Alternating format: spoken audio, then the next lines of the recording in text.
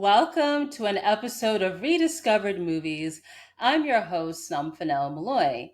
So, the film that I will be discussing is The Blackening. The Blackening is a 2022 comedy horror film that's based on the 2018 short film of the same name by 3P.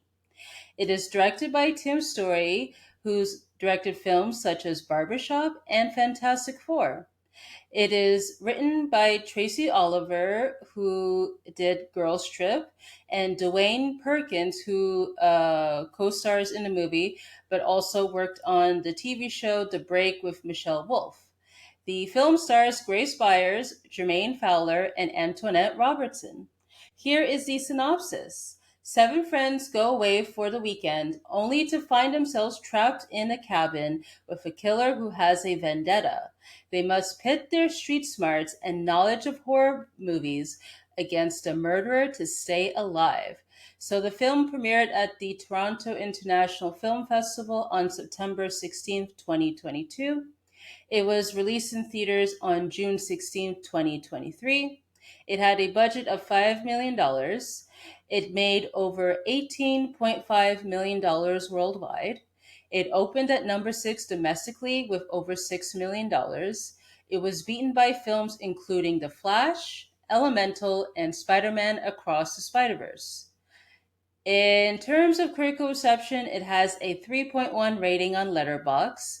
It was nominated a People's Choice Award under the Midnight Madness section at the Toronto International Film Festival. At the time of this recording, it is available to stream on Netflix and Club Eliso and is on demand, so check your local provider. All right, let's get into first discovery. So I remember seeing the trailers for this movie at the time, and I thought, oh, it looks pretty funny. I didn't check it out at the time it came out, but while I was looking for horror comedy movies to cover for this podcast, I decided to check out this movie. And then watching it for the first time, I find it's quite enjoyable just as a movie overall. I find it's appreciated to see a horror movie that's with predominantly black people that's outside of Jordan Peele movies, of course. So yeah, I was entertained. There could have been some aspects that could have been better, but overall, I was entertained with this movie. So let's get into the highlights. So the one of the main highlights I would say is its commentary on black people in regards to their relationship with horror movies. So clearly here with this movie wants to subvert the whole, black people die first in horror movies and all that stuff. And also to the stereotypes of black characters in those movies. Because yeah, throughout the movie there's a lot of jokes and references in regards to how black people are portrayed in the horror genre. And I like how this movie, with the characters, are not treated as a joke, while at least in horror movies before, they're kind of seen as a joke and disposable.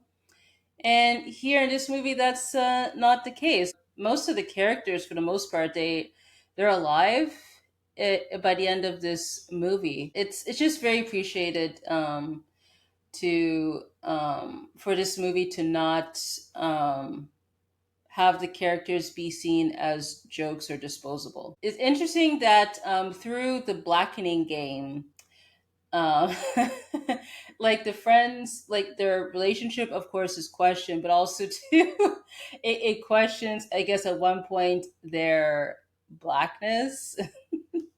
One of the questions that they had to answer is they had to choose who amongst the group is the blackest, and then that person will die. Hilarious. And of course, amongst the friends, they get into an argument. Like for instance, with Namdi, I think one of the characters chooses him because of his skin, because his dark skin tone. But he tells the group that he's from Oakland and his family is from South Africa. Tries to avoid getting him being picked. So I thought that was hilarious. But they end up choosing Clifton, who's essentially like the odd person out in this group. Because it's funny that Clifton mentions that, oh, he voted for Trump twice. Hilarious. And yeah, he ends up getting chosen, and he resents the group for doing that. So funny. And the game itself that they play is quite interesting. So essentially, it's this board game that has this black Sambo figurine essentially in the middle of it, where essentially that asks the players questions that they have to answer essentially. And I wondered at first, like, is the game supernatural? But then later on in the movie, it shows that it's just a machine essentially. So, so that part, so that question is answered essentially. Um, and yeah, with this game, it has like a time limit and all that stuff. I thought like the question about the TV show Friends, where they had to ask, they had to name what five black people that were that appeared on the show essentially, and they were able to come up with five people, but that ended up being the wrong answer, and the correct answer was, oh, I don't know, I only know living single.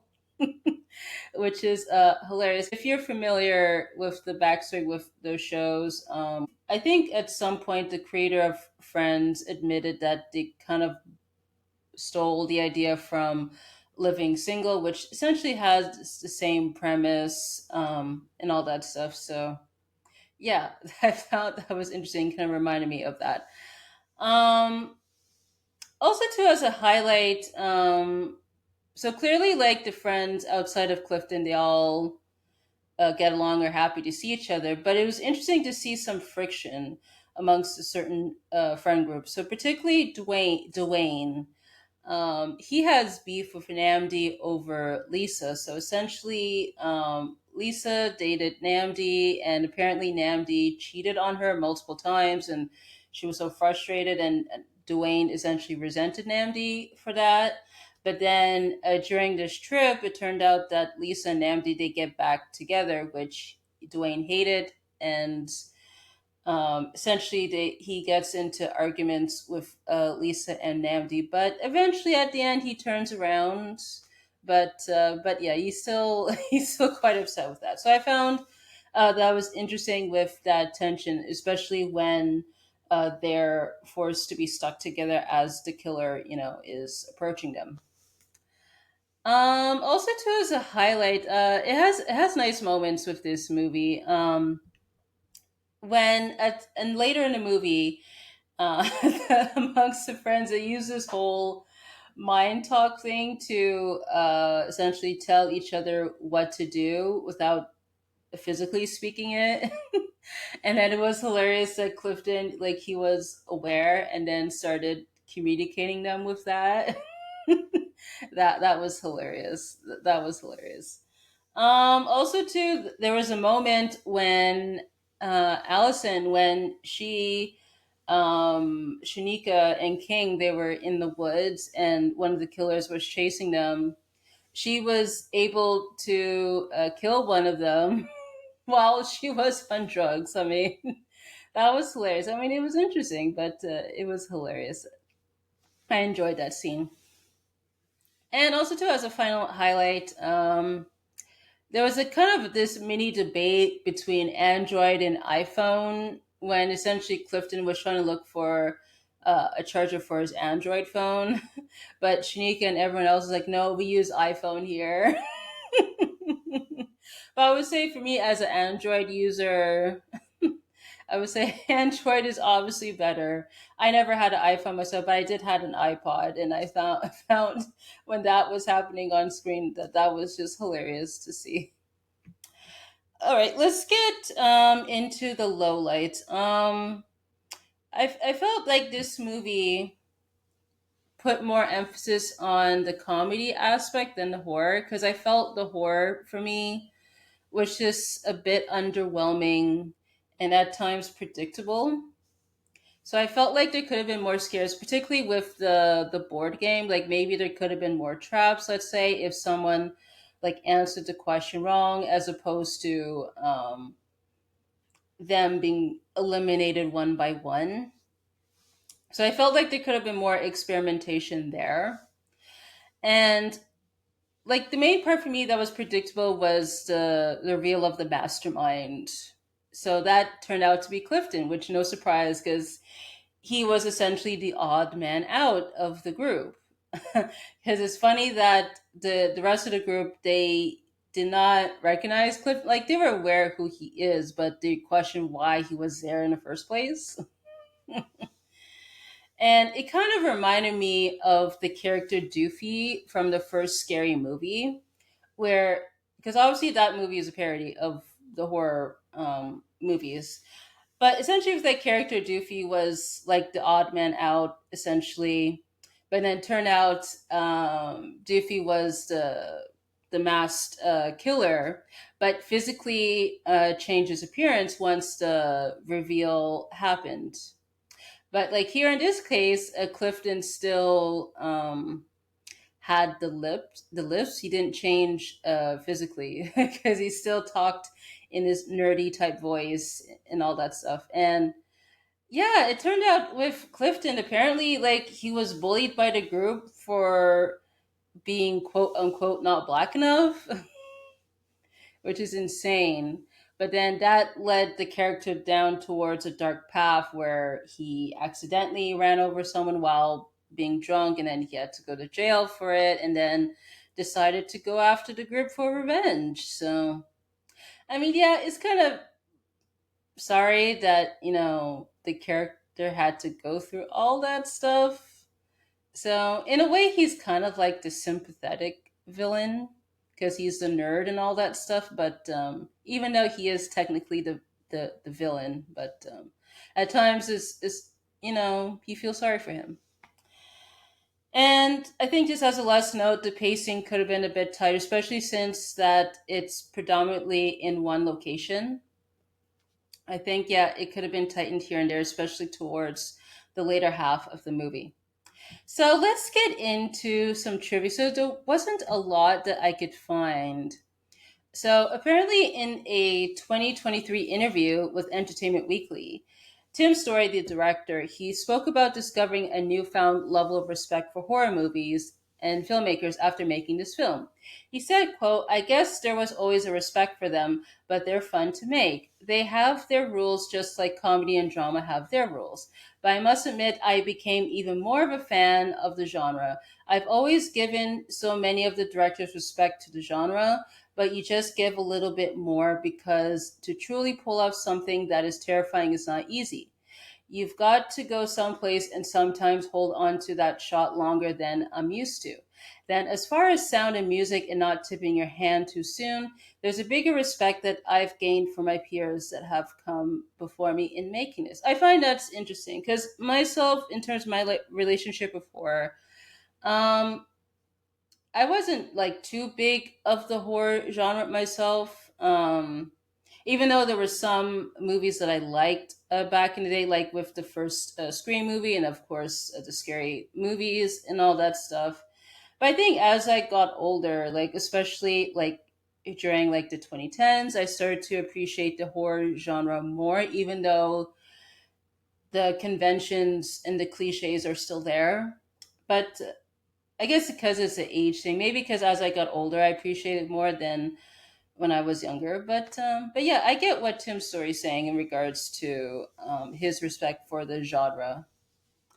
And lastly, Zahara Ariel and Jaria Bobo claimed the movie infringed on their screenplay Southern Education and card game Black Card Revoked and attempted to get the film's release delayed.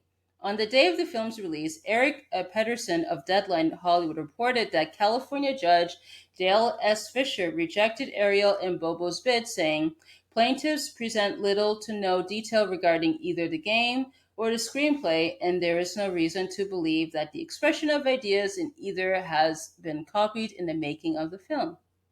All right. Okay, now should this movie be rediscovered? And I say yes. So even though it didn't fully work for me, like I said, I found it was entertaining as a movie itself. Yes, there could have been some more reinvention, just to avoid certain conventions and cliches, but it was a lot to appreciate. And in ways, I felt it had a bit similarities to the first Scream movie in regards to the use of the references in both movies. And yeah, it's just nice to see black people in horror movies that don't all get killed off. And also, too, as a note, I enjoyed the cameos by Jay Farrow and Yvonne Orji. So yeah, there's that. All right, so that pretty much concludes this episode of the podcast. So you can find me. I'm on Instagram, X, Blue Sky, YouTube, and Linktree at Numphy Malloy. You can find the podcast on Instagram, X, Blue Sky, YouTube, and Linktree at RD Movies Pod. Visit buymeacoffee.com/RD Movies Pod to support the podcast via donation and to look at exclusive posts there. You could join the Rediscovered Movies Hub, which is a community group on the official Wix website, which is rdmoviespod.wixsite.com/official, where you can interact with others, share thoughts on the podcast, and more. On Spotify, you can answer the feature poll, leave a comment, and rate the podcast. You can leave a review and rate the podcast on Apple Podcasts, Good Pods, and Podchaser. And you can submit questions, comments, and suggestions by email, which is rediscoveredmovies@gmail.com, or you can fill out the contact form in our link tree to be featured on a Q&A episode, which will air after the end of the season. All right, so I want to say thank you so much for tuning in, and I hope to catch you on the next one.